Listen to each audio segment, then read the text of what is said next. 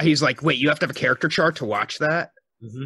And But it's like, so it's ironic because you told him that before he started it, right? Mm-hmm. And so in a way, what you're doing is you're having the future influence. That's true. The future influence the past. Because if someone told you that before you started the show, you would also be like, I don't think I'm gonna need that, or I don't think that like I'm gonna be into that show. And that person would be saying to you, you'll eventually understand when you're at my point why I'm saying that. Right, exactly. The show is so meta. For neither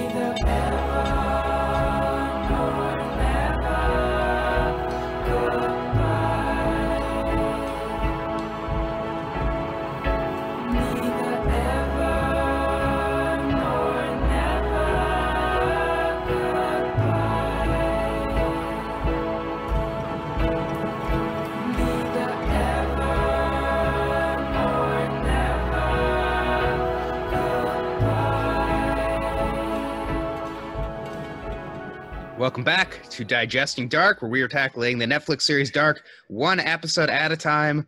For this podcast, we rewatched our final episode on our rewatch, the season 2 finale, episode number 8, Endings and Beginnings. We're going to talk about it in full detail through the end of this episode. We have no future knowledge beyond this episode. So we're going to talk about everything that happened in that season 2 finale. My name is Zach Brooks, and I am joined by the alternate universe Martha to my dead on the ground Martha, Aaron Brooks.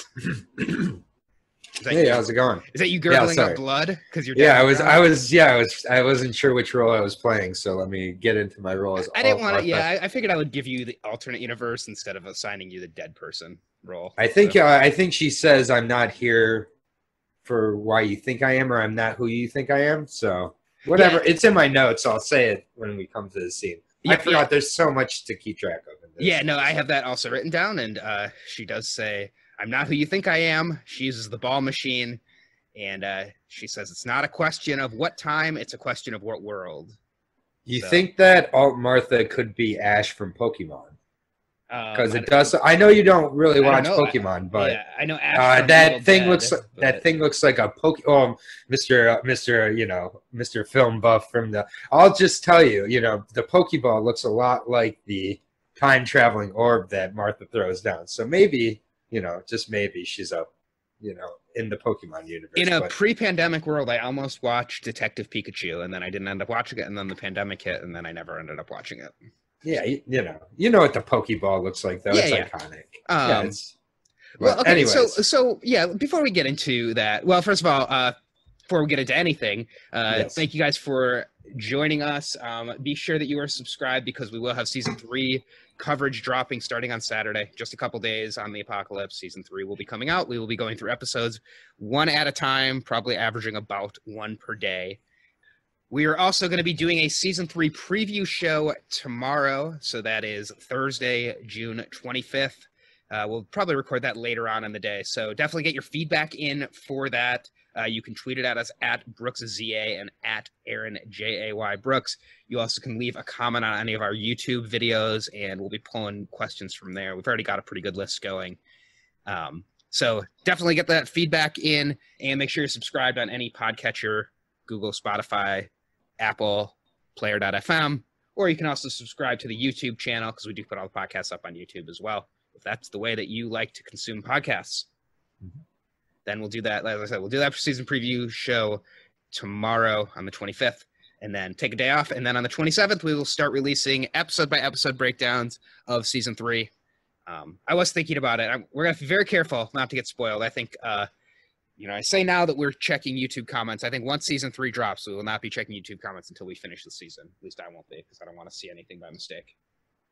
Yeah, so we'll probably be about a week out after it, I would think. Yeah, if it's 8 episodes, which we still, like I said, we still don't know. Probably 8 episodes, so that's a little over a week that will be, it'll take us to finish it. If it's 10, it'll take us a little over a week, week and a half or so.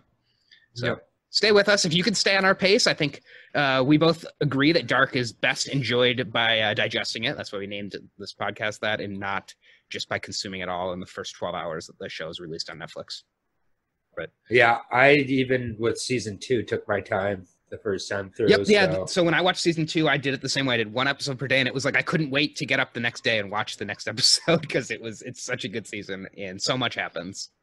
Yeah.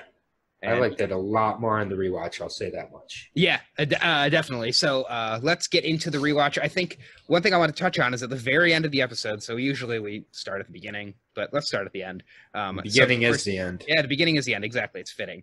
So, we've got the dark version of Martha who shows up. She's got this dark hair. She's not who you... So she says, I'm not who you think I am. And she says it's not a question of what time... but what world, which is kind of the reverse of what Mikkel says when he gives his magic trick in the premiere. So do you have any theories on who this version of Martha is, or like what this could be? Yeah, so instead of the question of when it is, it's what? Where it is? Yeah, where it is. Which, that's the reverse of what Mikkel says. So Mikkel says it's not a question. I think he says it's not a question of where, but when, or maybe it's not a question of how, but when, might have been what he said. In season 1. I don't really know. I think that possibly maybe in this world everything's mirrored and she's like the Jonas of her world, maybe. I don't know. And so like everything that happened to Jonas in this world happens to Martha in the other world. So, I like that. So it's it's like the reverse world where we've talked a lot about reflections and twins and things like that. So maybe in that world, Katarina traveled back in time, or Ulrich traveled back in time, and they were somehow from Jonas's family. So they're still related, just the opposite. Yeah, it's like a mirror world essentially. I think another show, Westworld, has had a lot of that being a theory with a lot of mirrors in Westworld and whatnot. But so maybe that's why my mind is a little bit there more on the rewatch than the first time. I'm just kind of theorizing of why, since that may kind of seem out of nowhere, but I don't know. It's just Jonas is the traveler of this world. Martha is the traveler of that world. And in that world, probably Jonas died at that point from an older Martha, maybe. That maybe we'll see in the next season. Again, Scarface is going to come into a role here. Scarface, I think a lot of these ancillary characters that we don't quite know everything about, I do think we're going to find out more about them in season 3. So there's a lot of loose ends to tie up, I think. Yeah, and so we'll see. But I don't have any real theories other than that. Yeah, that kind of reminds me of her showing up. Reminds me of like it's very Rick and Morty. That's what I thought when I first saw it, and I still think it reminds me of something that would happen in Rick and Morty. Yeah, definitely. I mean, Rick and Morty, Pokemon, you get all the references here on Digesting Dark. Well, Rick and Morty is obviously based on Back to the Future, and this show has a lot of Back to the Future in it as well, so it's not that surprising. Yep. That alternate world reminds me also, I know you haven't watched all of Lost, but there is a whole sideways thing that they do. So they do flashbacks in Lost, but they also do, with the last season, they do flash sideways, so it's like an alternate world. And so it kind of reminds me of that, and the last season of Lost is fine, but it's not, it's not as good as the better seasons of Lost, the earlier seasons of Lost. So that is my one concern when we did see at the end of this season an alternate version of Martha show up, that like, are we going to have a degrade in the quality that we're watching? Yeah, I mean, it's a huge thing just to throw out there with it, knowing it going into the final season. Right. So it's a huge thing they have to overcome. And they already have enough mysteries and questions and loops to solve without alternate worlds. So to then introduce an alternate world as well at the end of this episode with only 8 or 10 episodes left is it's a big challenge. I just trust the show. So it's kind of something I haven't even... It's why, honestly, it's a show that I have a hard time theorizing about because I don't even want to go there a lot of times with it, which I know isn't a great thing to say on a podcast, but, I still will. But it's hard for me sometimes because I just so implicitly trust this show that any other show, if this was, for example, Westworld or something else. Lost. I didn't watch Lost at all. And that was the problem with Lost, and really that problem kind of falls with Westworld too, is the internet theorized both of those shows, so many amazing ideas for those shows, and then what the shows ended up writing were good, but not as good as what all of the articles and YouTube videos about the shows came up with. And so that was the problem with both of those shows, and Game of Thrones probably had that flaw as well. People came up with ideas for what could happen at the end of Game of Thrones, and it wasn't able to hit that bar. Yeah, but this show isn't that kind of show. It's just so different. It's so like, and I don't mean this as a negative, it's so mechanical. Mm-hmm. Like it's so clockwork and how it works that it's just like it's not a show that needs theorizing to make it better, honestly. Like it's just a show that's more needs to be discussed and digested and like understood. Yeah. Than like figured out. Well, and I do think there's an element of figuring out like, oh, Mikkel is Michael. Like the whole time, that's like the big thing with this show that when I first saw it, people weren't really talking about it in a way that I would have even expected the Michael reveal. And I feel like now people who are just picking it up for the first time, after hearing so much about it and how crazy it is, they come in sort of expecting something like that. And I don't think they're as surprised by the reveal of Mikkel and Michael as you and I were when we saw this early on. Yeah, well, that's part of what makes the show really amazing, though, is that people still that I'm talking to maybe aren't as surprised as I was because I went in completely unsullied, to borrow a Game of Thrones term. But they're still saying, yeah, I wasn't shocked by it, but this is so good. Right. It's still. I mean, it doesn't. It's not a show that needs shock value. Yeah, exactly. It's like most of the reveals I didn't figure out ahead of time, just to be honest with you on the first watch. Right. So if I did occasionally, I definitely wasn't like, oh, this is so predictable, or oh man, I figured it out. Like I was like, I'm actually starting to be able to play this game better. I'm not Bartos. Yeah. Well, and I do think, like, for me, the reveals in this show, and we haven't even gotten into the episode, so we will get into the episode in a second, but the reveals for this show that I like the best, I mean, the Michael one is an iconic reveal, and, for me, that shocked me. But I think the reveal that Hannah goes back to the 50s and had this whole relationship with Egon, that we don't even know what happens with that, but that's where we leave Hannah at the end of this season, is that she's in the 50s, and she's going to stay there with Egon with that machine.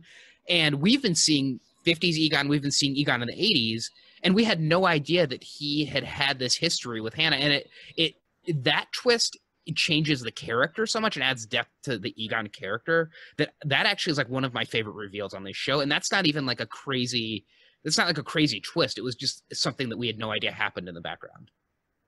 Yeah, exactly. I mean, there's it's just it's a show that, like, while it's like very emotional, is very logical and definitely. very like spiritual. It's like all these things at the same time. The show is what it's portraying. Like it's very interesting, and it never once stops to like wink and nod at the camera to like it at the same time, like it's not distracting how serious it takes itself. Yeah, it definitely takes itself seriously. I mean, outside of maybe the Rickrolling that we get a couple times, but even that, unless on rewatch we're going to find out that like the scenes where the Rickrolling is playing, that they were actually Rickrolling us. I don't think there's much that they're like having fun with in this show.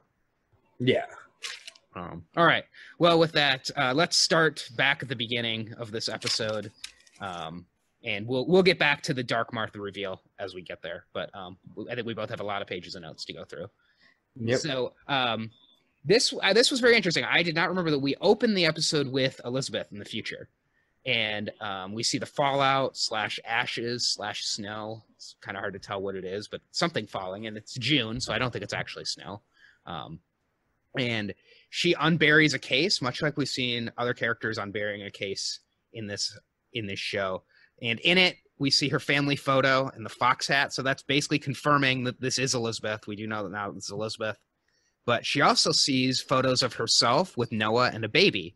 So these are the photos that Charlotte was looking at.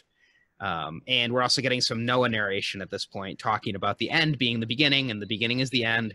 Everything is connected. And then, before we get to, we're going to get to a scene with Noah and his younger self. But I guess at this point, this was the reveal that Elizabeth is Charlotte's mother and daughter. Yeah. I mean, I guess they just wanted to get it out of the way early in the episode. And maybe I didn't pick up on it when I watched it last time, or I just forgot. I thought that reveal doesn't come till much later in the episode. And there is a more direct reveal, but, if you're paying attention to this, they're pretty much showing you, like, unless you interpret this to mean that Elizabeth is looking at photos of her grandmother. I remember on my first watch, I took this to be that she was just looking at pictures of her family members, not necessarily her. Like I didn't know. I thought that I didn't think necessarily. I remember I didn't know till they talk with Charlotte later in the episode. Yeah, I guess probably on the first watch, you would be thinking that she is her daughter and mother. So you're just thinking, oh, this is her version of like family heirlooms that she's holding on to. Yeah, but it is. I mean, it is the confirmation that Elizabeth is. This is Elizabeth. Yeah, definitely. So, definitely. And that's why this is one of those reveals, and there's a couple of them in Dark where once you know the truth, that scene takes on a completely different meaning. Just like I think maybe even those Rickroll scenes will take on eventually once we learn about this. I still again, we'll save it for like our theory show, but like I think Michael being this magician, HG's been missing. Like there's still these pieces that they claim they're just pawns that are played and then they move on, but I don't really buy it. And then, Wooler's starting to show up more here all of a sudden. Like definitely some people who were missing. I noticed that throughout a lot of the season, I mean, we talked about Helge on the last episode, how much Bernd was missing, Helge's father. Although Helge is also missing through a lot of this. Yep. But Greta. Enos as well. Enos. Especially the version of Enos in the 2020 timeline, we barely see her. Yep. So, I think there's definitely some people that I have my eye on that, I think it is intentional that we didn't see much of them throughout this season. Yep. And then we get to Noah talking to his younger self. Yep. This was the way this was shot was really cool too, because we have them like basically in front of two very different backgrounds. So it almost looks like those split screens that we've seen throughout this show, but they're actually standing right next to each other talking.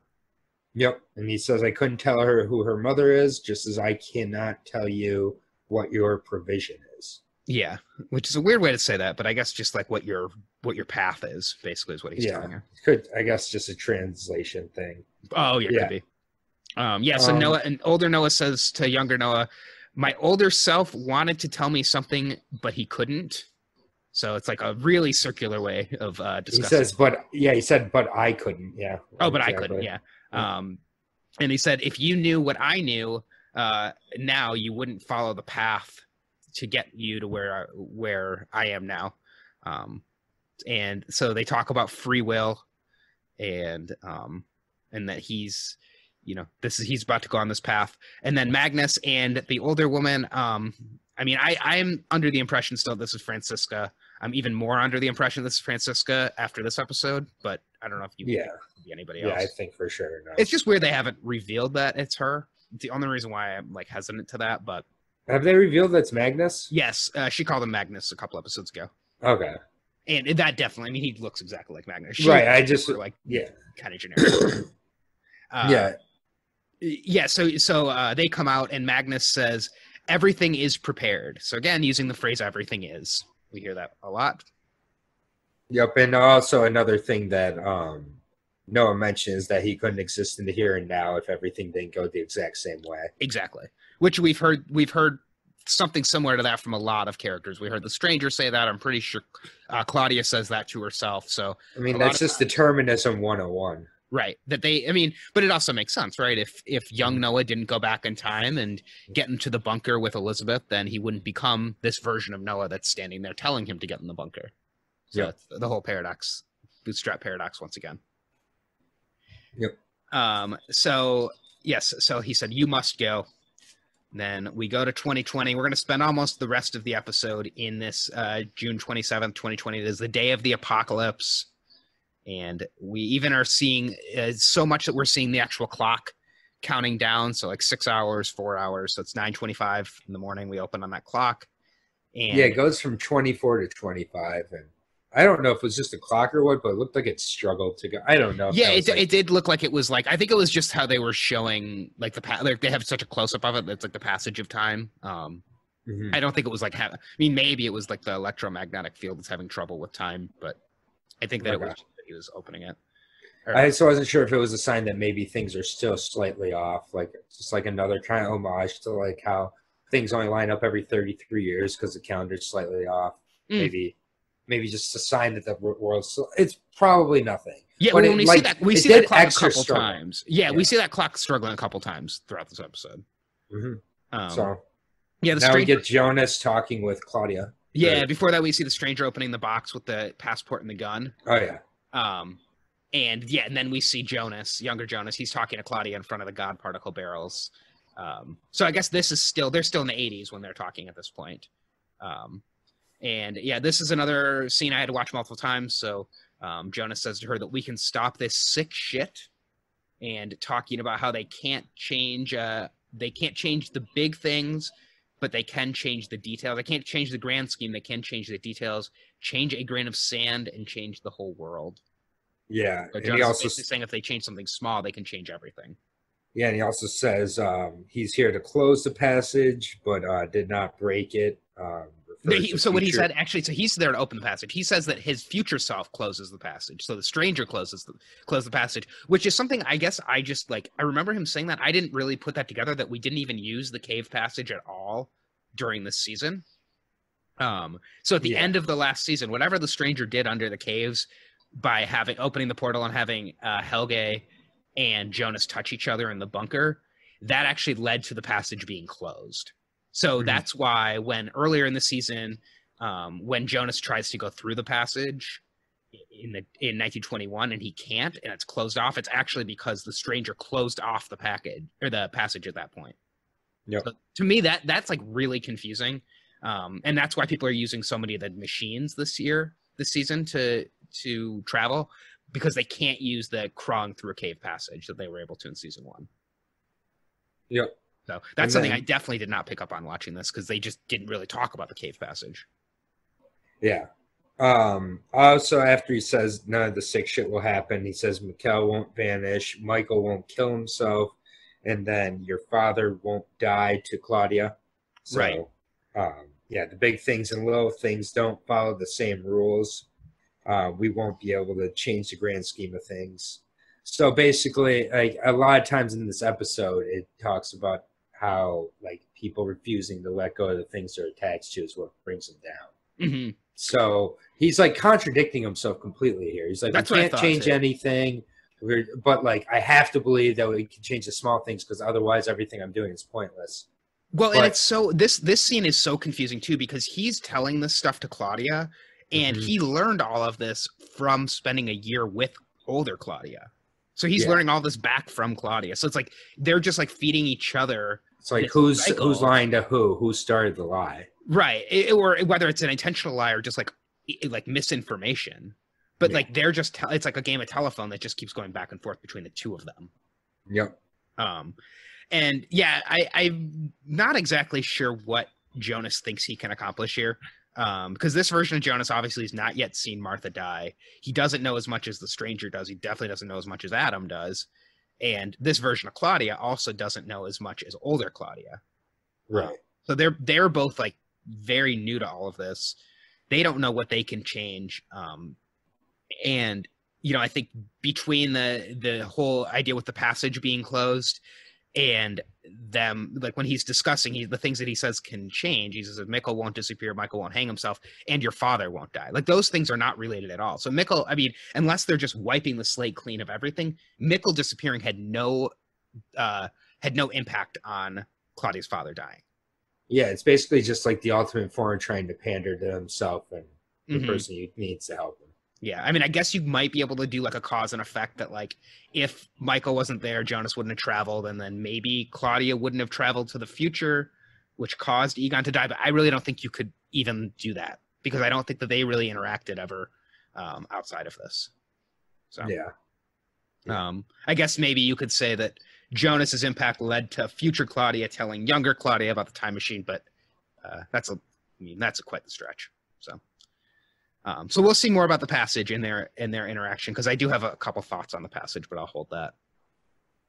So then Bartos and Regina, Regina is looking very frail. She's clearly very sick. Bartos asks Regina about her mother, Claudia, and Bartos finally reveals to Regina that last fall Claudia did visit and she met him, and older Claudia left Bartos a photo of Regina and Claudia when they were younger. She said she was sorry, and she said if she could turn back time, just like the song, and change the way things happened, she would. Yep. So then we go to Regina's husband, Alexander. I have all the short names written down. I have Fran, Bart, Alex, just because it's too long to write down all the names. But Alexander, he is meeting with Clausen. And Regina is, I wrote down Regina's all alone, right? So Bartos leaves her, and Alexander is in jail, and Regina is completely alone at this point, and she's like close to death because of her cancer. Yep. I don't know who's taking care of Regina at this point. Yeah, nobody at this point. So Clausen gives Regina a search warrant to look through the plant. Gives Alexander. Yes, thank you. Yes, gives Alexander a search warrant to go through the plant. And Clausen says, if I can't get you for murdering my brother, I will get you for what you've been doing with the plant. Waller is just observing all of this, and Alexander tries to appeal to Waller and asks him to help. But Waller said, maybe this is the better way. Yeah, maybe it's good if the secrets are open. Yeah, and which is clearly not the case, because it's gonna lead to the apocalypse. Unless that's what Waller's dumb. Yeah, I think Waller's just dumb. He just can't see the future. So the stranger is then he is at Martha's house, and he's telling her everything. He says that everything will explode soon. So this is Martha's house? Yeah, I believe so. Yes, that's what I've written down. Oh, okay. I wasn't sure whose house this is, but okay. Yeah, he's chosen because he's like ringing on the doorbell and stuff. Okay. Yeah. So he arrives at Martha's house, yeah. And he's trying to protect her. He's saying, you must come with me. And she says, this isn't right, that we aren't right, which is the line that Jonas said to Martha last season when he first realized who she was. And the stranger said, I saw you die once. I can't let it happen again. And he pulls out a gun on her. So in trying to protect her, he's actually like threatening her, basically. And he said, I must protect you. I promised you I'd make it right. So this version of the stranger clearly saw Martha die. And it seems like the way he's acting, he's going to put her into the bunker. So he wants her to not leave the bunker because he wants her to not get shot by Adam. So he saw everything that happened this day already 33 years ago. Right. So, and, we're going to follow them, obviously, and we know how this is going to end, that Martha's going to get out and she's going to get shot. What I'm curious about, and I think it's something worth noting, is did the alternate universe version of Martha showing up, was that the first thing to change something? Because it doesn't seem like this version of Jonas, the stranger version of Jonas, is acting the way he would if Martha then showed up after Martha died. No, I don't know. Yeah, so that's something I was thinking about a lot. Is like, what has this stranger's life been? And so yeah, let's definitely talk about that when we get to it. Mm-hmm. So then Bartos he goes to meet with Magnus and Francisca, and he's asking where the machine is. Apparently, the notes that Noah gave him said he needs to go get the machine back from them, or at least he's supposed to have the machine. When they tell him that the machine is gone, that Katerina took it, he says this isn't what was supposed to happen. Yep, that's not right. He says that's not how this was supposed to happen. That's not right. This is all my fault. Yep. And he's wondering about Noah. He says, Noah told me the way the machine works, but not what to do with it. So, yep. And Francisca stands up and says that she thinks maybe that was what he wanted. So this goes more to what you've talked about the Tiedemans always being pawns and things. I mean, this is Bartos played the role. The role was for him to make sure that they ended up with the machine and knew how. Yeah, and I mean, I think earlier on with Adam, he refers to Bartos and says like he's always the naive one or something. Like doesn't he? Or is like I don't remember that, but that would pretty sure something along those lines, like always the naive. I do remember. I don't remember the conversation you're talking about. Yeah, and I kind of thought at first he was referring to, because I thought that Bartos is the guy at the beginning who gets axed. I thought he was just referring to that being why he was naive, because he stopped believing. But I think maybe it's just because the Tiedemans are always naive. That's their curse. The Tiedemans. I don't know. Maybe if each family has a like themed curse or not, but it seems like the Tiedemans are just like the kind of the pawns are in the, and I think we're going to find out more about Alexander next season. Yeah, we have to. there's got to be. That's one of those ancillary characters where it just doesn't make sense with what else has gone on. I think that it's going to make a lot of sense here. Yeah. I also think that, the role Bartos played, if he is a pawn and his role was to make sure that they knew how to use the machine and get the machine, well, who ends up ultimately with the machine? It's not Katarina. She doesn't end up using the machine. It's the stranger. So Katarina having the machine ends up getting the stranger to have the machine. Yeah, so, and then I have some thoughts about what the stranger is doing with Katarina. I think the stranger's kind of stringing Katarina along, which kind of gets to the next scene. Yeah, so the next scene. So Katarina shows up at the house looking for Hannah, and she sees the stranger. Mm-hmm.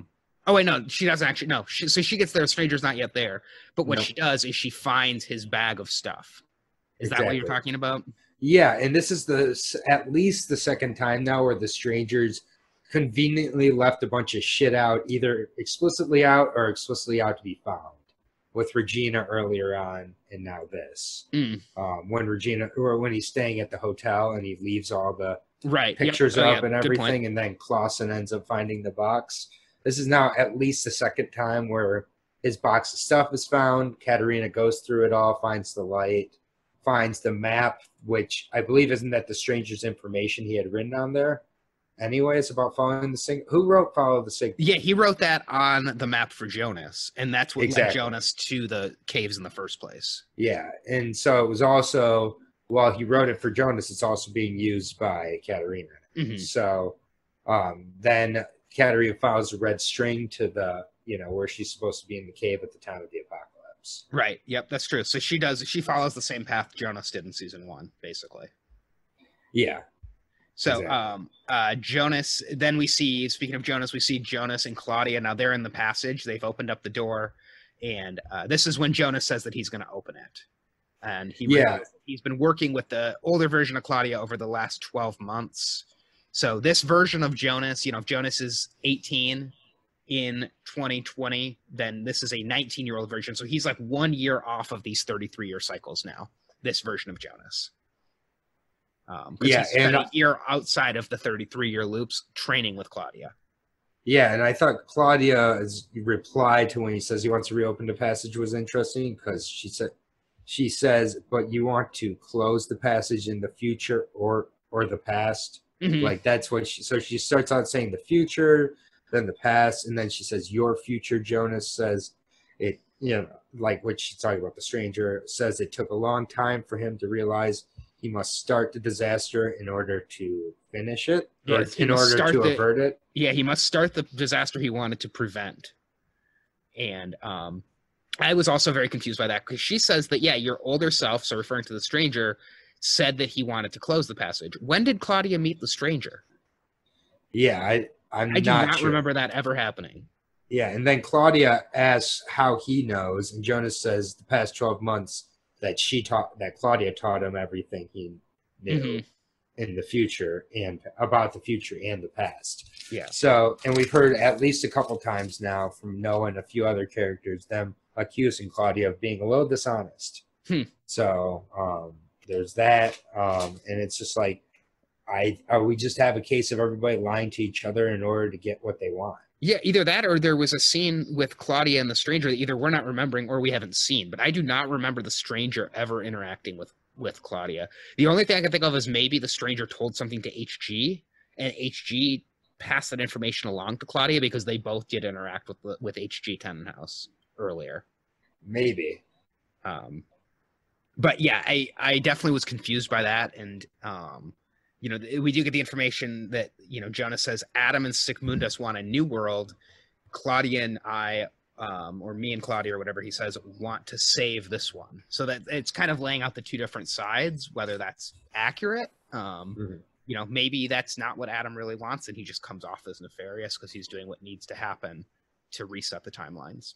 Everybody's the hero in their own narrative. Yeah. It's kind of a play on that, I think. Except Adam is Jonas's narrative. I mean, Adam is Jonas. He's future Jonas. So, and also, there's also talks about how the person closest to you is your biggest enemy. So you're your own worst enemy. Mm-hmm. Yeah. Well, that is very true with this show. So both are true simultaneously, interestingly enough. So. Yeah, so I do think like this might have been what always happened, that the passage always gets closed in November of 2019 and then gets reopened in June of the following year. And it's like, maybe it's almost like a seasonal thing where half the year the passage is open from June to November, and then from November to June the passage is closed. And that it works that way every year because of these, or at least like every year in these 33-year cycles. Because I think that this passage being closed is obviously what always happens, and then the passage getting reopened is also obviously what happens.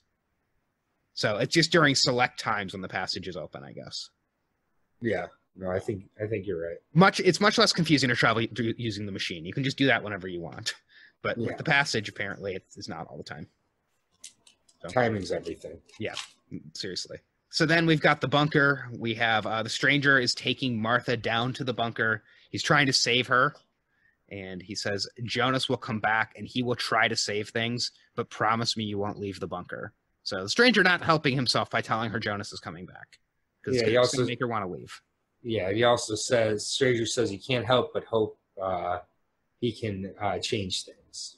He says he did not want any of this. He says he kept him alive.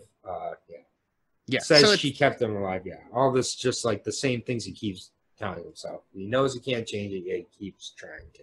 Mm-hmm. Yeah. I mean, yeah, he just keeps fulfilling his duty, it seems like what he's supposed to do. He's always just fulfilling that. Yes, but his duty isn't to change anything because he can't. So now I have written in my notes, Jonas and Claudia enter the bunker. But I don't know if that's right. I feel like I wrote that down and I meant something else because they don't enter the bunker at this point. It's just they enter they enter the cave. Yeah. Okay, They're at the door. They enter. They go through the Sigmundus door. Oh, okay. So this is when they go through the Sigmundus door. Okay. Yeah. I often write down Charlotte when I mean Claudia, and Claudia when I mean Charlotte. Also, that's the thing that happens. Trying to take notes and watch this show is very tricky. Yes, but necessary. Definitely.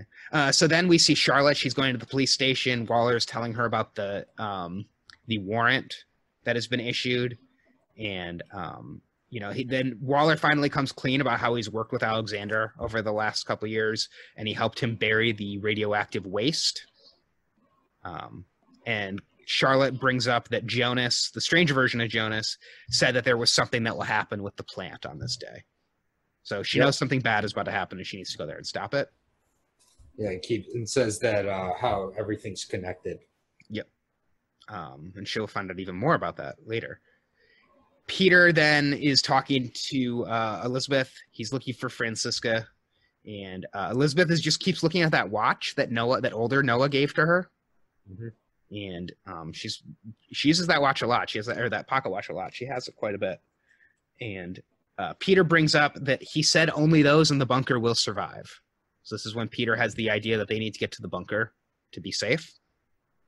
Of course, the only reason why they know that is because a time traveler from the future told them they need to be in the bunker. Mm-hmm. We go to the plant. We see Clausen there at the plant, and they are talking about how tomorrow the control will be shut down for the plant. So I think it's something that we kind of forgot to even talk about, but the schedule for shutting down the nuclear power plant was going to happen the day after the apocalypse. Yeah. So I think it partially like a red herring that you're supposed to be watching this show assuming that the shutdown in the nuclear power plant, it might be what causes the apocalypse. But that's just something that's going to happen the next day. So I don't think we're going to see that anymore. Yeah, I don't think they're going to make it there. Nope. This was interesting. Clausen references his mother in this scene. And he says, my mother always used to say that just because a task is daunting doesn't mean you shouldn't do it. So this is the first reference to Clausen's mother. Could Clausen's mother be somebody that we already know? Could be. I don't know who. Yeah. So in between that and also the fact that when they get to the door and Clausen wants to go in this door, and the guy who works at the power plant says it was the cooling site or the cooking site of in the 1990s when it was last used, and it's too much radiation to enter. They have a very long shot of Clausen staring longingly at those yellow radiation suits, which makes me think he's familiar with those. So yeah, I mean, I think Clausen could have come back from time at some point. He's familiar with these radiation suits, so he knows what happens. And maybe he's coming there to try to prevent this. I mean, the picture of him from being younger doesn't look like he's from the future. That's true. But the picture of Elizabeth and Noah and Charlotte doesn't look like it's from the future either. Oh, yeah. So, I mean, could it be that he spent time in both, the past and the future? But he definitely seems to recognize these. It reminded me of the way that Michael looked at Jonas's yellow jacket in episode 6. That, like, he recognized it.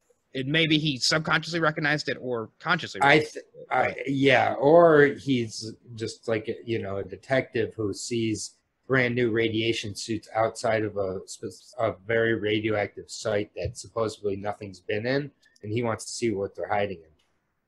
Because right away, like they're like, oh, there's nothing in there. You don't need to go in there. You don't need to look. And then right away when they get in there, he looks at the brand new cemented ground and knows that they just put something under there. He's like, we're digging that up right now. Oh, that makes okay. Yeah, all right. So I was thinking about this all from a time perspective, but yeah, it might just be that he's a detective, and yeah, these are brand new radiation suits, and they say this room hasn't been used since the 90s. Yeah, yet they have all the. I mean, anybody knows those are radiation suits, right? So, I mean, and they're brand new, and they're all hung up there. Mm-hmm. Enough for the whole crew to put on in their own sizes too. So I think they're one size fits most. Yeah.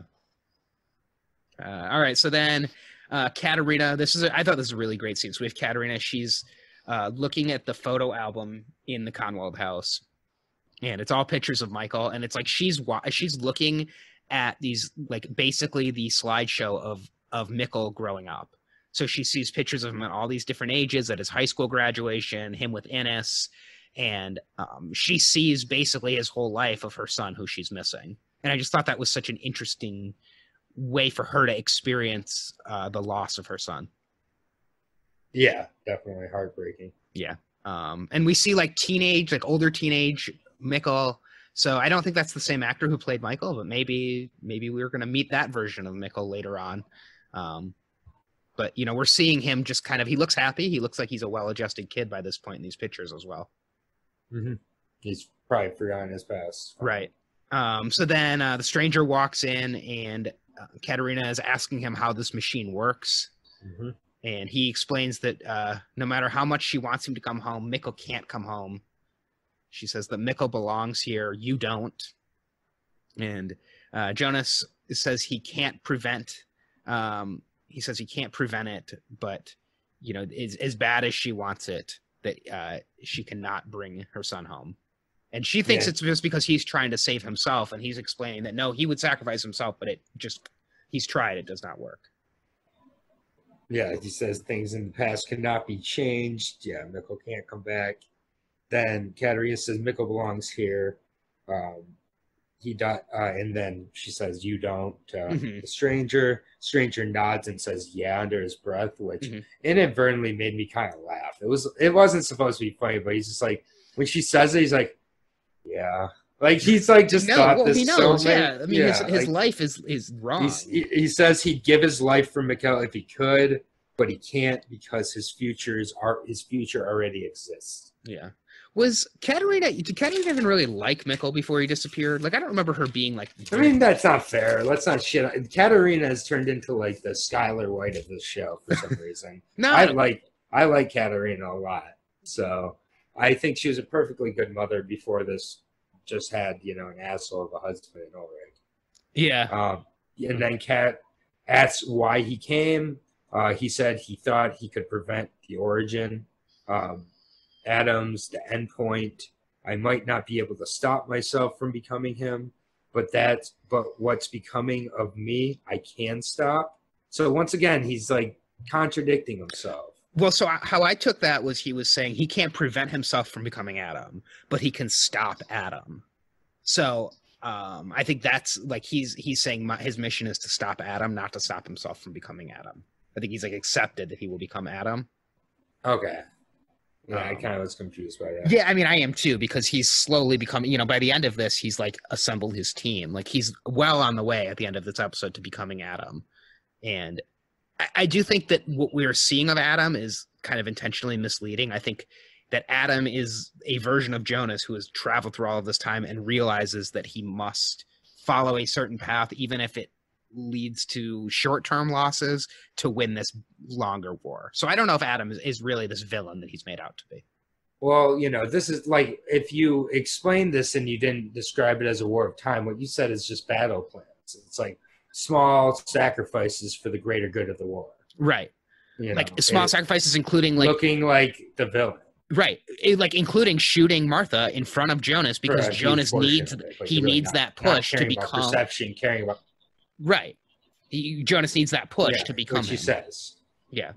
Right. Exactly. So I do think that there's some of this, like, when we see Adam, there's like evil music playing. But even when we saw Noah last year, there was evil music playing. And then we learn more about Noah, and it's like, oh, he's not like as evil as we think. It's just that, this show, paints, gets you to look at people a certain way. Yeah, if you're not learning the lessons that the characters from the show are learning, you're going to make the same mistakes as the characters in the show make in the show. Right. Like, I think Egon with his perceptions of Ulrich from the beginning before Ulrich had done anything. Mm-hmm. Yeah, exactly. So then Noah, we see Noah and Adam. So we are going back to that 1921 house. And this is another great scene. I kind of forgot that this happened completely, and I actually saw something about this and thought I accidentally read a spoiler for season 3. So I was very glad. I was very glad that this is what happened. So Noah talks to Adam, and he confronts him and says he knows Adam's been lying to him, that Noah has not saved anybody. Adam says nobody can escape their fate. Noah pulls out all of the last pages that Adam had been looking for, throws them up in the air, and he shows he's been using Noah. Noah says, "Now I know what I have to do." Claudia was right, and he goes to fire his gun and kill Adam. The gun jams, whether it was unloaded or some fate intervening. And Adam says, "Your fate isn't to kill me." And this is when we get the reveal that Charlotte is your daughter, and Elizabeth's daughter. Charlotte is your daughter, and Elizabeth is her daughter and her mother. So we get this much more spelled out, that Elizabeth is both Charlotte's mother and daughter. Yeah, and Adam says Claudia was right about Noah not knowing how to play the game. Oh, it was Claudia. It was Adam who said that about Claudia. Okay. Yeah. Yep. And so then Magnus and probably Francisca come in, as well as Agnes. Yeah. And Agnes shoots Noah after Adam gives her the nod. So Agnes shooting Noah was what I didn't remember happening in this episode, and I read that somewhere. Oh, yeah. And I was like, oh, no, did I read something that happened in season 3? So I was very glad to see it in this episode. Yeah, yeah. And Adam says it's time that plays this game with us, making us, think we're destined, only to find out that, we're not, basically. Mm-hmm. And then a couple other things that Noah says. So Noah says, your war is against humankind, not against God. So apparently Noah thought he was on this mission to be at a war against God. Yep. And then he says, only when we're freed from our emotional causes can we truly be free. Yeah. And they talk about guilt and paradise as well. That comes up. And I don't know who said this. I think it was Adam said this knot cannot be undone it can only be undone by destroying it. Mm-hmm. So I don't remember who said that, but yeah. So yeah, a great scene between Agnes and Noah. This is the end of, unfortunately, this is the end of Noah at this point. So we're going to be following more young Noah moving forward. We're not going to see this version of Noah. Yeah, right after they show him getting shot in the chest. They go to young Noah. They cut to young Noah. Yeah, they cut to young Noah. Yeah, and Noah says, "No human is without guilt," is what he said. Also. So, he says that. So Adam says that to Noah. Adam says no human is without guilt when they're talking about Charlotte being both Elizabeth's mother and Elizabeth's daughter. Yeah, and then he says none of them have earned a place in your paradise. In your paradise, okay. Yep. We cannot escape our fate. Mm-hmm. Then Agnes is brought in by Magnus and Francesca. Okay, yep. So yeah, and I mean, like just that Agnes, she turned on Noah earlier, obviously. So she gave the last pages to Noah a couple episodes ago, and then she must have turned on him and started working with Adam to tell Adam. But this version of Agnes also is not in like a very colorful dress, which is how we've always seen Agnes on this show.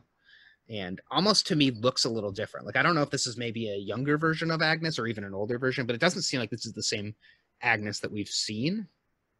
Seems like she's from a different world, almost like Martha. Oh, could be, yeah. I didn't think about that, but that would be interesting. She's in all black, just like Martha. Yeah, because we've always seen Agnes in very colorful outfits. And, you know, like, maybe the characters, who knows? Yeah. And so, yes, so then we see young Noah. He's exiting the church, so he's just time traveled. And literally there are bells tolling in the background. So bells are tolling for older Noah, who's just been killed. Jonas then opens the machine in the passage, and he inserts the liquid. And he says that we can connect our past and our future. Yep. And when he does that, Martha sees the time portal open in the bunker, and all the lights go out and the birds start falling. So this is like the side effects of time travel that we really didn't see in this season because the passage was closed. The birds falling from the sky, those crazy light. You know, we did see some storms. We didn't see like the whole city's lights flickering like they did in season 1. And so this is the indication that that Jonas and Claudia are traveling through time, through the passage, to get back to 2020. Yeah. So Peter and Elizabeth, we see them arrive at the bunker, and Martha runs out. So they basically free Martha unintentionally. This was not what the stranger wanted. He wanted her to be locked in there, because he did lock her in the bunker. I don't think we mentioned that, but yep. Not leave. Magnus and Bartos and Francisca. Bartos said Noah was right, and that Jonas is the reason for this shit. So they're all together, and I think at this point they were in Magnus and Martha's home, I believe. And then we see Jonas and Claudia exiting the cave, and Jonas tells Claudia that she needs to take the machine to the bunker. Jonas said he's going to go find my mother and Martha. Of course, he is going to find Martha, but his mother is nowhere to be found because she's at 50 or 66 years in the past. Yep. I would think that if Jonas just spent a year studying with older Claudia, he would know his mother is no longer in 2020. Yeah, this is, again, I think, just shows how much he doesn't learn in this year. Right. That all of these people who think they know everything, like Jonas thinks he knows so much he doesn't know anything. No, I have a portion of it. Yeah, they only know a portion of it. So then we see the kids trying to find Martha and Katerina. Magnus is calling Martha, and he's also calling Katerina. Francisca gets a call from Peter that Peter and Elizabeth are in the bunker, and so she needs to go and be with them. Bartos said something is happening, so you can tell there's something going on. And they decide that if nobody is home in the next half hour, they will go to the bunker and join Peter and Elizabeth.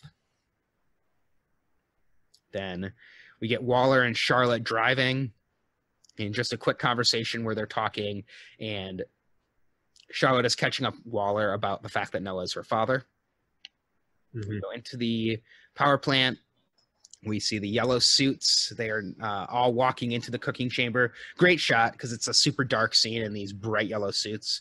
We've seen yellow so much in this show, between the school and Jonas's jacket, and now these radiation suits are bright yellow as well.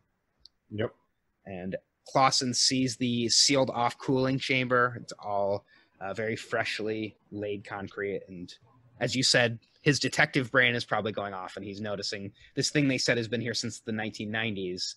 It looks very new. Then Regina is trying to get Alexander. She's on the phone. She's trying to get Alexander out of jail. Again, she's all alone, and like it's just very sad. You feel bad for her, but then her mother walks in. Claudia walks in, and I think for her, who Jonas had told when they left the caves just to deliver the machine to the bunker. Right. Yes. Did not say anything about going to Regina. She went her own direction and went to see Regina. Yeah, which I think, again, the emotional thing is what ends up causing things not to change again, which is why the emotions have to be cut in order for anything to change, according to Adam. Well, Claudia does end up in the bunker. She just ends up in the bunker with Regina. Right. Yeah, so Claudia is there, and she's explaining to her daughter, as best she can, and apologizes for the way that she left. And Regina doesn't, Regina is one of the characters in this show who's still really, that we know, is still really in the dark about time travel. Everybody else, for the most part, is getting more and more woke to that, but Regina doesn't. But Claudia is explaining to her that she's there, and they had I thought it was a really emotional, moving scene where they're reconnecting, and the hug between them just felt very powerful, especially because they're the same age at this point too. Yep. Good point. Yeah. And then we see that clock that you referenced earlier struggling to go another digit on the clock. So that clock is ticking. We see Jonas. He is looking at the gun, and I think at this point he's back in his home. Right, he's back in the Commonwealth home, and then young Noah walks in, and he says, "You look different than the last time," which echoed their first meeting earlier this season, when Jonas woke up in Noah's house, and the same young Noah said to Jonas, he said, this version, he says to him that you look different than I was expecting. Yeah. So, and this version of Jonas, this is the stranger version of Jonas that is having the conversation with Noah. Yep. And Noah says he always wondered what turned him into what he became. Yeah, when he becomes him. Which is interesting. Do you think that there is an inciting incident, like an explosion or something, that makes Adam so disfigured and look the way he does? Or do you think it's just the combination of years and years of time travel that is what does it? It seems like some explosion happens at some point. Mm-hmm. Like, I wonder if maybe before they actually develop the God particle that we see them use to travel in time, that they have to get into that black radiation suit to go into it. Mm-hmm. I wonder if maybe the first time they tried it, he did it without protection, and that's what made him all scarred. Yeah, I think something does happen. Mm-hmm. Yeah, so it'll be like we've talked about Star Wars a lot. It'll be like the end of Revenge of the Sith, where Anakin Skywalker turns into disfigured Darth Vader. Yeah. Maybe a battle on the volcano. Mm-hmm. Between Jonas and Noah, or Jonas and Claudia. Or Jonas, yeah. Or Jonas and Jonas. So Noah also says, he always said we'd be friends before you betrayed me. So I'm curious when Jonas will betray Noah. And or I guess maybe Noah told himself, his younger version of himself, that they'd be friends before he betrayed him. Mm-hmm. So like plant the seed of doubt. Mm-hmm. And Noah says to the stranger, he says he's the savior. So again, like a godlike figure to Noah is Adam. Yep. And Noah gives the stranger a letter to Jonas from Martha. And we don't see, this is another letter. We've had lots of mysterious letters on the show, but we don't see really what's in this letter, except that the stranger says this can't be real. Yep. And then he says, must save Martha, Bartos, Magnus, Francesca, later me, and Agnes. Yes. Which is basically his crew in 1921, really. If you assume that Magnus and Francesca are the two people that we're seeing there, and that Bartos was the older man who's killed in the beginning of the season, and then Noah works with him, and Agnes, obviously Agnes has a connection to Adam as well. Yep. And then the circuit has to be finished for the next cycle to begin. Yeah. As the prophecy foretells, is what they say. So, so the stranger takes the machine and runs out of the house at this point. I'm curious if the letter from Martha, what that would be, because the letter is written to Jonas having known the knowledge of what happens. And obviously Martha is going to die at the end of this episode. So do you think that letter was written by the Dark Martha who shows up at the end of the episode? Or do you think it's a fake? Like, I always thought it was fake. Oh, okay. See, I never got the impression that it was fake. So I'm curious, like, where that's coming from. I'll have to know what it says too. Yeah, well, I'm sure we'll find out. But that, combined with a couple other things that happen, leads me to think that this Dark Martha who shows up at the end was always part of the plan and is kind of working with some of this other stuff that's going on. So, and that this version of Noah got this letter because of whether it's a conspiracy against Adam or a conspiracy that Adam's involved in, but this version of Martha always existed. Mm-hmm. So then we see Katerina going into the caves. We start hearing like a song that's basically the bells, that's got the bells tolling in the background. So I did notice, I feel like bells tolling always signifies death, and we're just hearing over and over and over again bells tolling, which is going to be a ton of death that's about to happen. So I guess it's just foreshadowing that. In the future, we see Elizabeth crawling through a different passage to get into the dead zone, which is where the power plant is. We see Adam getting into that black radiation suit preparing to travel. We see Clausen drilling into the concrete to get into the ground. Regina and Claudia arrive at the bunker, and Peter recognizes Claudia, that Claudia is the gray woman, or not the gray woman, the white devil, that she's the same one. So this is, Claudia is the one who was giving Peter the instructions in season 1, and he now realizes that this is the younger version of her. And Charlotte and Waller arrive at the plant. I think also, going back to that, actually, we just had a scene where young Noah is asking Jonas when he becomes Adam, and this is Peter recognizing when Claudia is going to become the White Devil.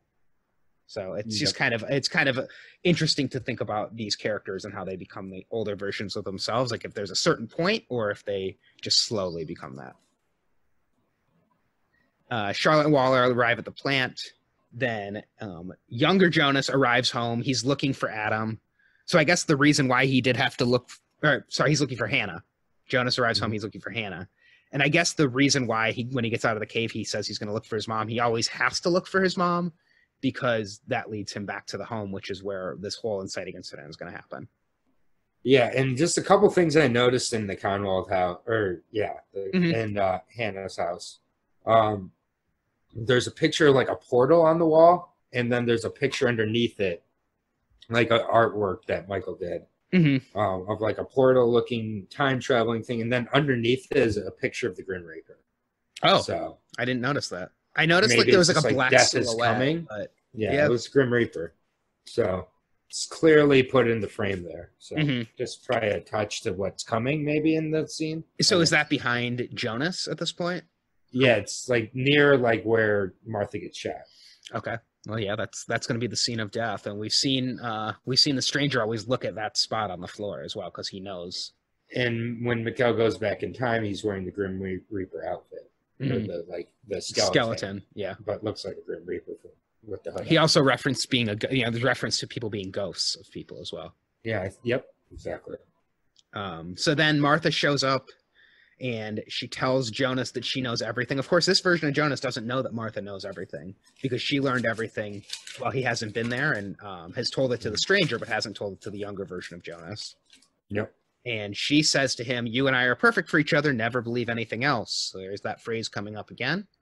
Yeah, and like Jonas here is like crying. You can see he's like trying to fight his feelings, like as hard as he can. He's trying to fight it, and like he's like crying, and he still can, especially well, because that line is so powerful. Because if you think about it, for him, so he said that line to Martha on the beach, in June of 2019, and then he's heard that line in dreams. He's woken up and had that line in dreams, but then now it's been a year since then, and he's hearing it back from her, even though of everything he's been through and everything that she's been through in this time, that he knows that he's put her through and she's been through.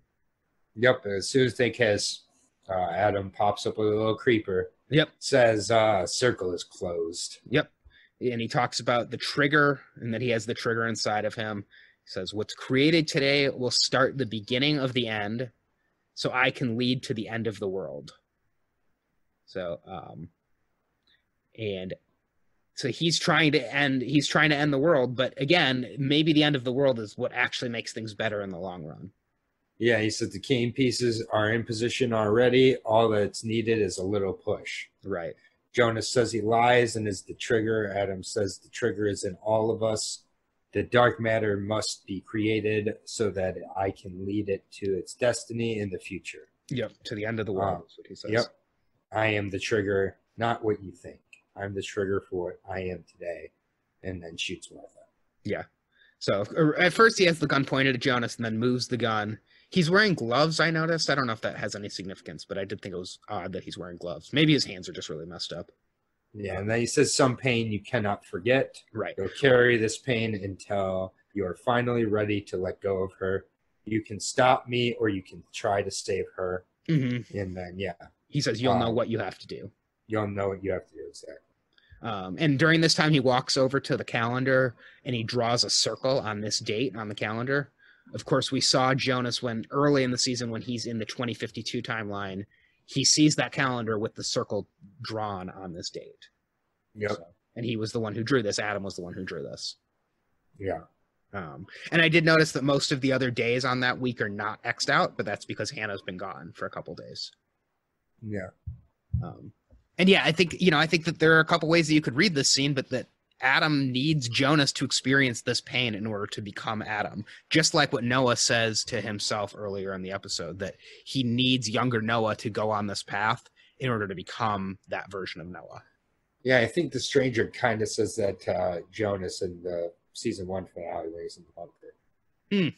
Yeah, he does basically. Because Jonas asks him to let him out, and the stranger says, I can't because you need to go through this. Yep.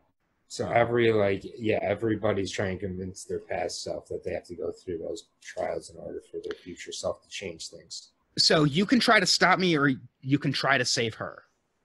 What do you think that's referring to? Because, I mean, obviously Adam knows. Do you think that's referring to Martha showing up at the end of the episode? Yeah, or maybe he realizes, looking back at his life, his biggest mistake was trying to do both. Mm-hmm. And he's just but he's always going to do the same thing. It's a cycle. He knows that. Yep. But even at his advanced age, he still thinks he can change something. I think. Mm-hmm. Yeah. Everybody thinks they're the exception to the rule. Yeah. So you can try to stop me. I'm just curious what you can try to stop me means. Would that mean like you can, when you get older, you can, as the stranger, try to be at the house to stop me, like literally try to stop me? I think or try to stop me from ending the world. Yeah. I think I don't know. I think it's kind of like a mirror of like Helge stopping himself, maybe, with instead of the older version stopping the younger version, it's the younger version trying to stop the older version. And then maybe, I don't know, maybe it's really the goal. I don't know. Yeah. Honestly. Well, I mean, it could be him speaking to Jonas, but through Jonas to the stranger.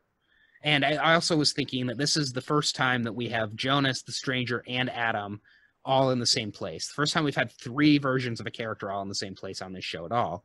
So, are we leading towards, I could see that the finale of this show is a showdown meeting between 3 different versions of Jonas. We have Jonas, we have the stranger, and Adam. They all have to be in the same spot to either do something or to fight each other to end things. Yeah, it could be. Yeah. I think we have to see this show is so about the number 3. We have to see all 3 versions of a character, or maybe all 3 versions of multiple characters in the same place at once. And this is the closest we get to it because they're all in the same time in Winden for the first time that we can remember.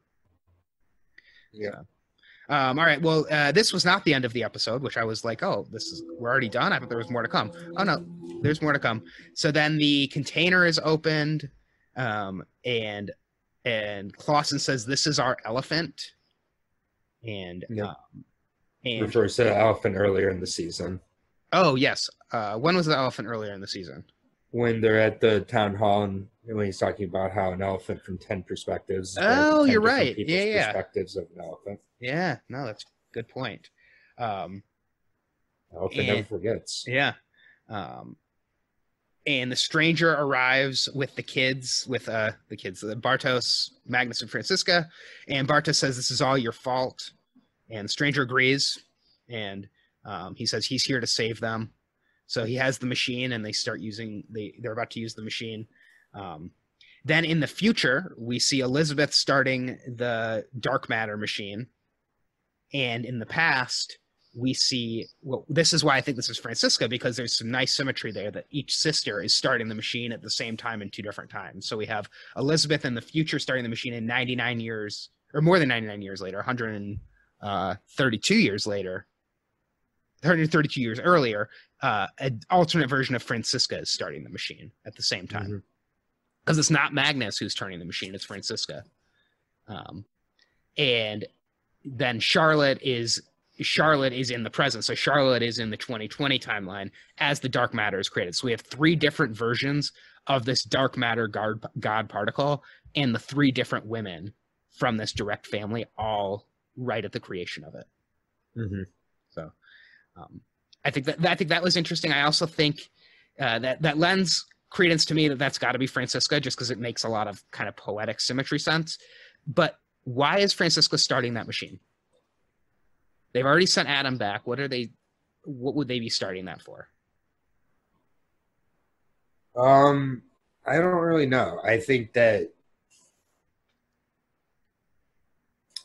she feels it's her role. I'm not sure. Yeah, I mean, because it's the same, and I don't know if we have the answer. I mean, I don't think we do, but it doesn't, like, the one in the future makes sense, that the future one lines up with the one in the power plant, because it's the same one. They're starting at the same time. It's going to create this tunnel.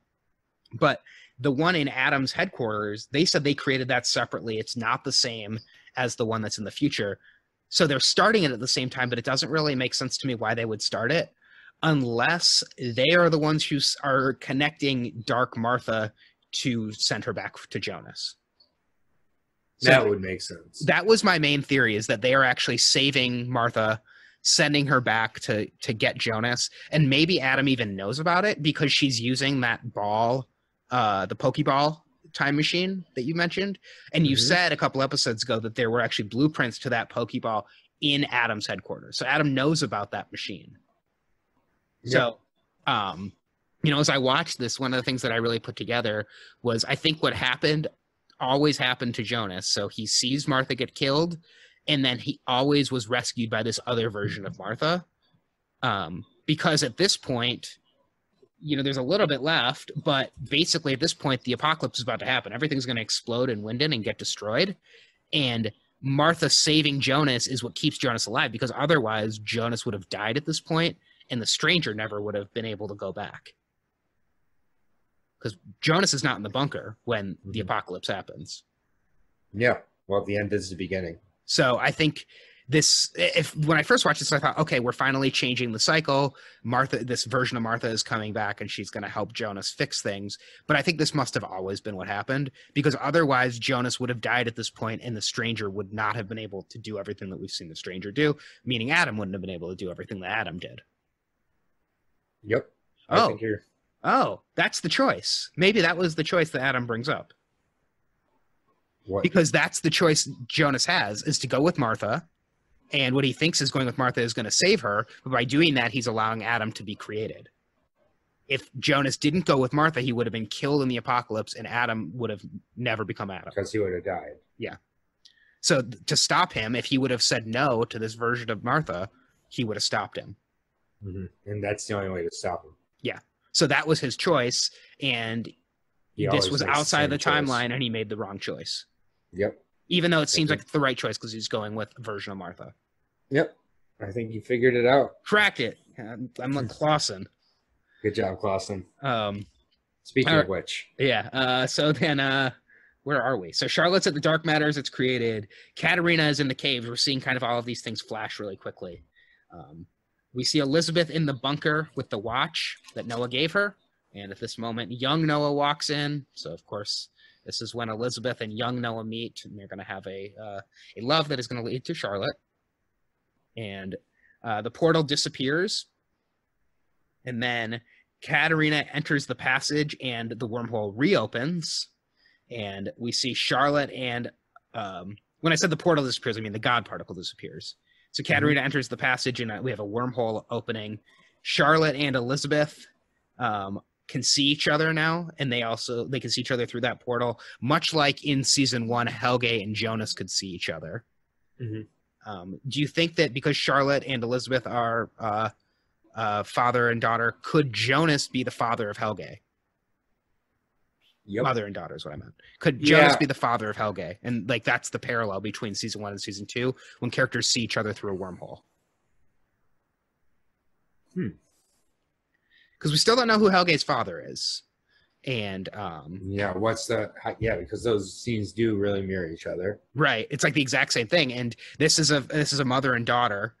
And could we not have realized that when we see Jonas and Helge looking at each other, that's a father and son looking at each other? Yeah.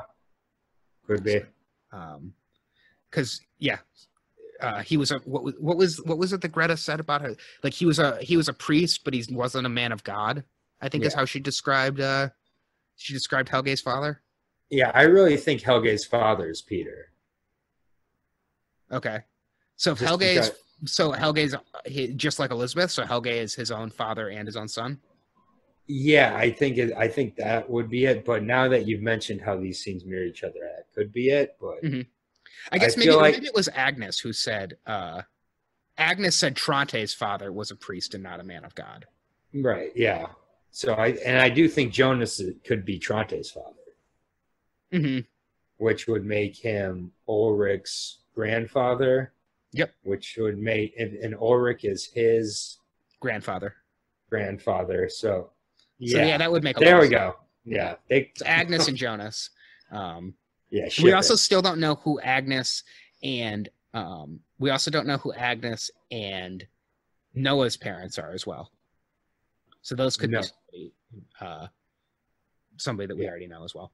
Yeah. So, yes, lots of, you said you didn't like to theorize, but lots of potential theories coming out of this episode. Yeah, I do like to theorize, I think. I don't like to be right because I don't think I'm smarter than the people doing this show. No, I hope I'm here to be a pawn guide to you all. I'm not here to at all show you anything that they're we're like Bartos, right? We have the machine and we're showing you how this Netflix machine works, but we don't know what to do with it. We're just trying to figure out how it works. Yeah, exactly.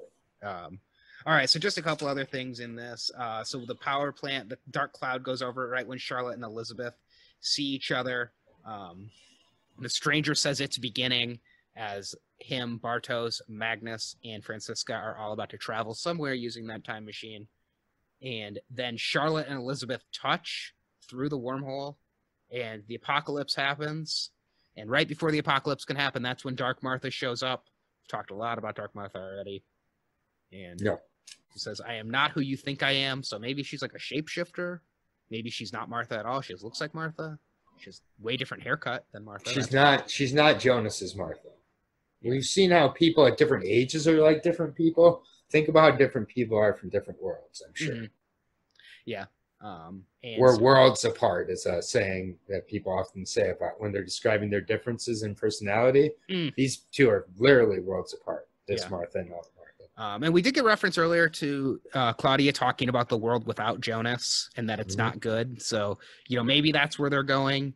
Maybe they're traveling to a different time. Maybe that's where they're leaving. Yeah. So she uses the ball machine and she says the question isn't what time, it's what world. And then we see the apocalypse take out the house and the season ends. Yep. And that is it. That is it. And if you were watching this on Netflix, you probably already watched it. But for us, when we were watching it on Netflix, it very quickly started showing the season 3 trailer without showing the credits. So I had to click away very quickly because I did not want to see any of the trailer from season 3. Click away very quickly. That is a tough click away very quickly is a very hard phrase.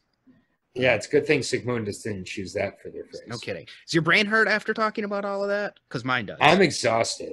Honestly, I'm exhausted. Yeah. This whole kind of journey of this rewatch, I started it really bright-eyed and bushy-tailed.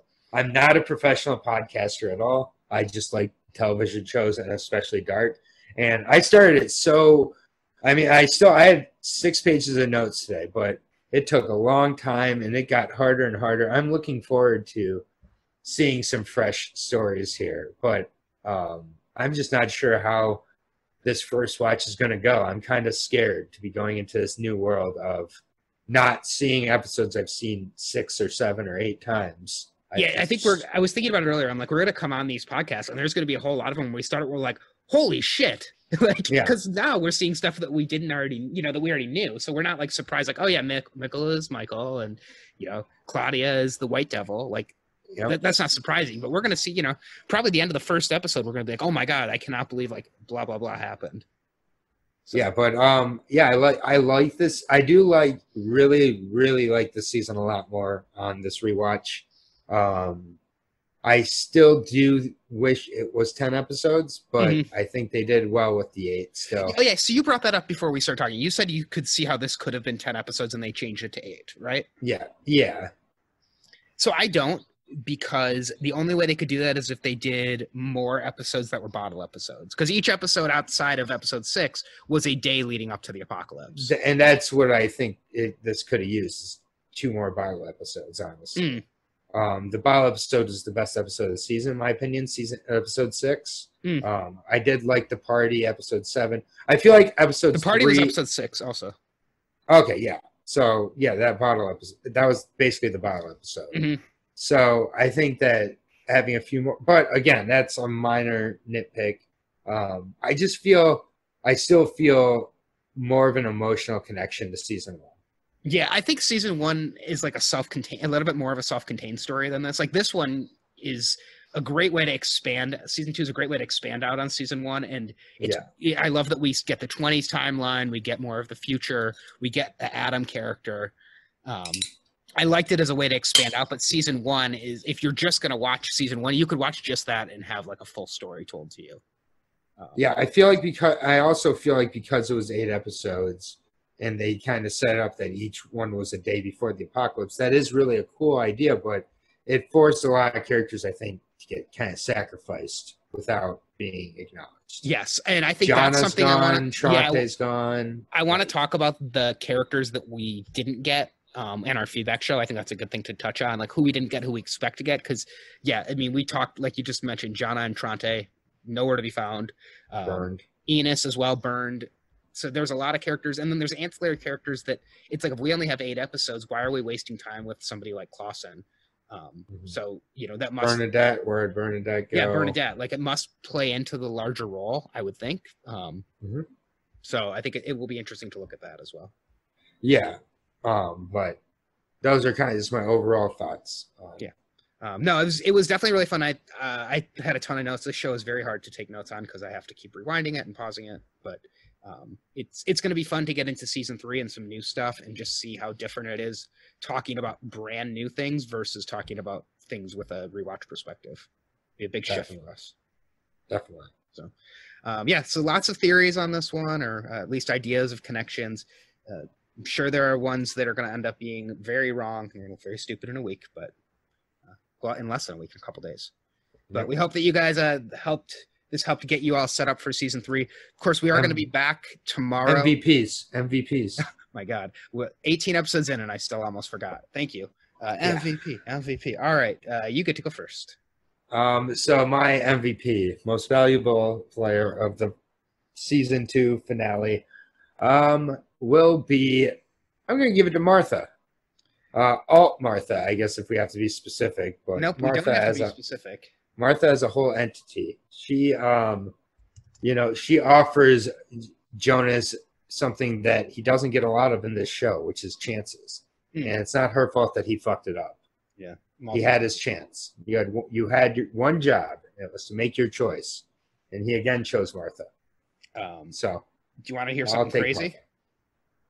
That is Martha's first MVP through 2 seasons. It's not that crazy. She hasn't done much. Yeah, but still, I I can't believe she hasn't had a single one. But she's earned it. She had an out of this world performance. Yes, she now has as many MVP points as the dog. Congratulations, Gretchen. Yeah. All right. Well, speaking of Gretchen, I am down between 2 people that I want to give my MVP to. One is Claudia and one is Noah.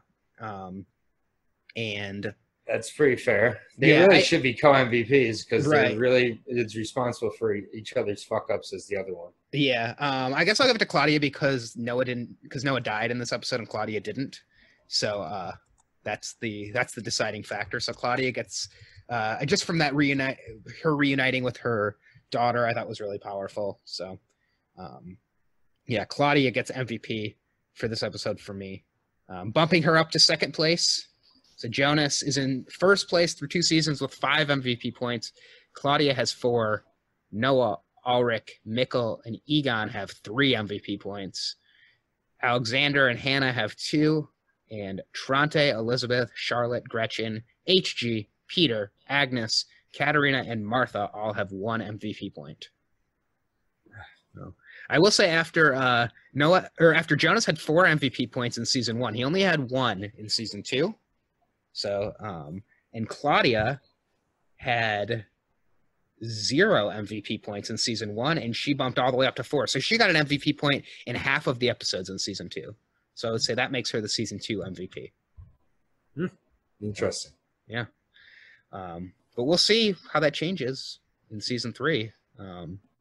Thank you for reminding me about MVP points. 18 episodes. Yeah, we've forgotten a couple. MVP's been forgotten in a few episodes. I think just one. And we made it up. I don't think. Yeah, I've had to remind you in a few though, which is funny because I don't do them. Yeah, exactly. I know. I'm the one sitting here with like a template rundown in front of me. I'm not doing any of it. Right. Yeah, that's all right. It's good. It's the past is influencing the present. So. Yeah. Future influences the past, whatever you want to call it. All right. I think we are about to wrap this up. I'm sure this is going to be our longest one that we've done. And we're going to be back tomorrow on June 25th. So 2 days before the apocalypse. That is on Thursday. We'll record that a little bit later in the day to give people a chance to submit their questions. Again, if you want to tweet stuff at us, at BrooksZA, and he is at Aaron Jay Brooks. You also can leave a comment on YouTube, on any of the YouTube videos, and we'll see those. But after the 3rd season drops, please be very careful what you tweet and send to us, because we are going to be going through this one per day. So please be very careful not to accidentally spoil something for us, if you can. Yes. Yeah. Definitely. Also, and Aaron brought up a good point yesterday. When you do send us questions for this feedback show, neither of us have watched the trailer for the season.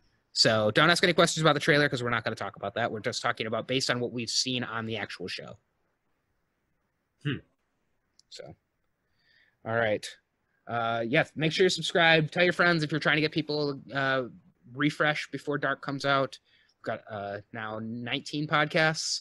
Going to be 20 podcasts after tomorrow that they can catch up on before Saturday, and then we'll have 8 or 10 for the new season, depending on how many come out.